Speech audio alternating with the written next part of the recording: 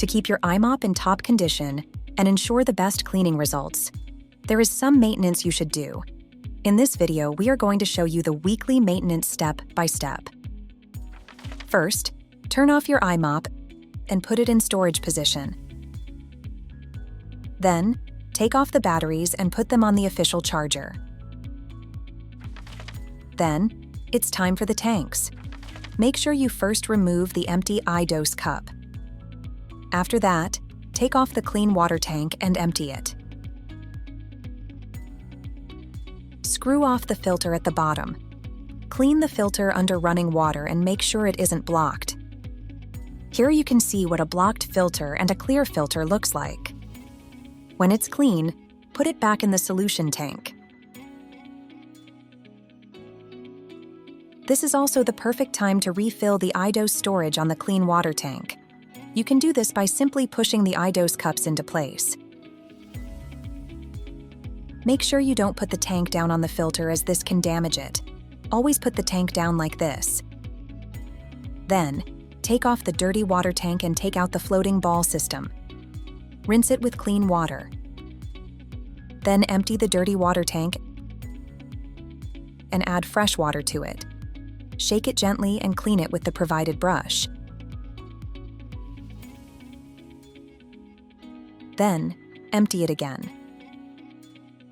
Put back the floating ball system. Behind the dirty water tank is the deflector. You should take it out and look in the deflector opening for any blockage.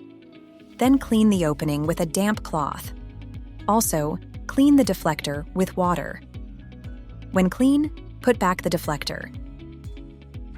Then, it's time to clean the squeegee.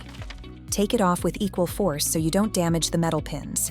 And detach it from the dirty water hose. Clean the blade and suction opening with running water. The brushes are next. Take them off by rotating the right one to the right and the left one to the left like this. Then clean them with running water. Also, notice this yellow brush indicator. When the brushes go over this indication line, it is time to replace the brush. It's important to keep the dirty water hose clean and in good condition. To clean the dirty water hose, you will have to take it out. First, detach the hose at the top by rotating it like this. Then remove the yellow cap by rotating it to the right. Now lower the scrub deck and pull the hose through the opening. Now pull the i-mop backwards a bit and pull the hose out of the i-mop. Clean the hose by letting fresh water run through it. When done cleaning the hose, it's time to put it back. Put the hose through this hole, then lower the scrub deck so you can pull it through further.